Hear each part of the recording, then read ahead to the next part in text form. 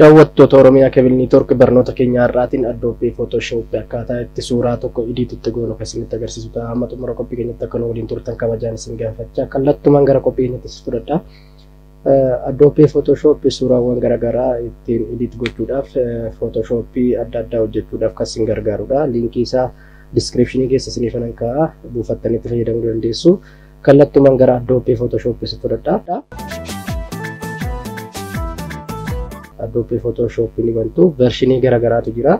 2021 22 soo barbaadan akkaataa performaansii kompiitara keessaniitiin buufattanii itti fayyadamuu dandeessu. Qabiyyee fi kutaa Adobe Photoshop har'a akkasinitti agarsiisu ta'a. Erga Adobe Photoshop haala kanaan bantanii create new kan jedhu kana bira ni deemtu. Create new ni jettuuni. Versionii garaagaraa irratti hundaa'uudhaan Adobe Photoshop tokko tokko haala kanaan isin baasuu baachuu danda'a.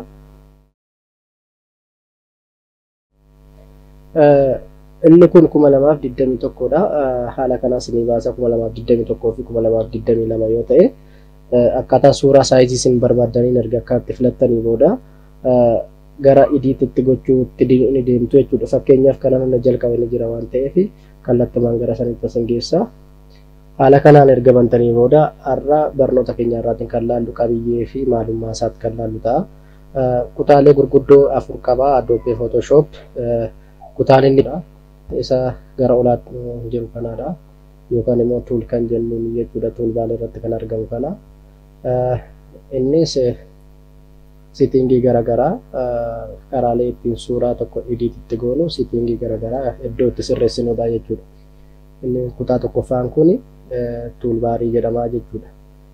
Kutaa lammaffaan isaa immoo asiin kan jiran kana iddoo kanaan kan jiran kutaa Adobe Photoshop keessa baay'ee barbaachisaa kan ta'edha jechuudha. Inni kun suuraa tokko editii yoo goonu muruudhaaf, sosochoosuudhaaf fi wantoota garaagaraa effektii garaagaraa itti dabaluudhaaf tuuliiwwan itti fayyadamnudha jechuudha isaan kunniin.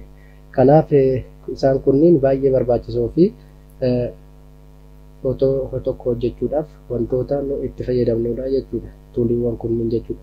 Kanaaf daawwattoota Oromiyaa Kebil Neetwoork qabiyyee lammaffaa inni guddaa suuraa tokko edit gochuuf itti fayyadamnu Photoshop keessatti isa kana jechuudha. Inni sadaffaa karaa kanaan karaa harka mirgaatiin kan argamu kanaadha. Karaa harka mirgaatiin kan argamu kuni Adobe Photoshop projektiin keessan suuraan keessan iddoo itti listi ta'ee taa'udha jechuudha. Kanaaf suuraa tokko yogguu dalagdan karaa harka mirgaa kanaan ni taa'a jechuudha. Kanaaf iddoon kun projektiin keessan iddoo listiitti ta'u kalarii adda addaa iddoo itti dabaltanii fi settingii garaagaraa iddoo itti sirreessitanidha jechuudha. Inni arfaffaa immoo kutaa Adobe Photoshop keessaa inni arfaffaan iddoo duwwaa jiru kanaadha jechuudha.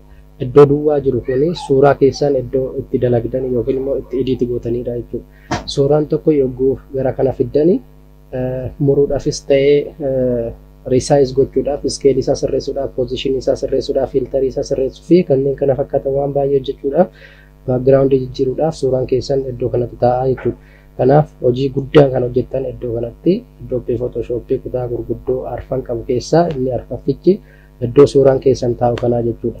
Kanaaf suuraan keessan haala kanaan ni taa'a. Yoo barbaadan akka haala kanaan teessisuu ni dandeessu. Yoo barbaadan immoo haala kanaan suuraa tokko lama sadii illee teessisuu ni dandeessu jechuudha. Haala kanaan liist isinii godha jechuudha. Iddoo kanatti suuraa keessan dalaguu ni dandeessu jechuudha. Daawwattoota keenya qabiyyeen Adobe Photoshop qabu keessaa kutaawwan arfan kanneenidha. Kutaa keenyatti aanuun suuraa hojjechaa akkaataa tokko suuraa tokkotti crop goon suuraa karaa barbaanneen suuraa waraqaa eenyummaa ta'uu danda'a. Suuraa footoo waaliitti kan jennuun ta'uu danda'a. Karaa barbaanneen karaa itti crop goone itti hojjennu kan isinitti agarsiisu ta'a. Kutaa keenya irraatiin maalummaa fi qabiyyee Adobe Photoshop akkaan hubattan jedheen amana. Qophii keenya hafaan waliin turtii gaarii jecha yoo isinitti tole qofa laayika fi gootan kabajaan isin gaafanna.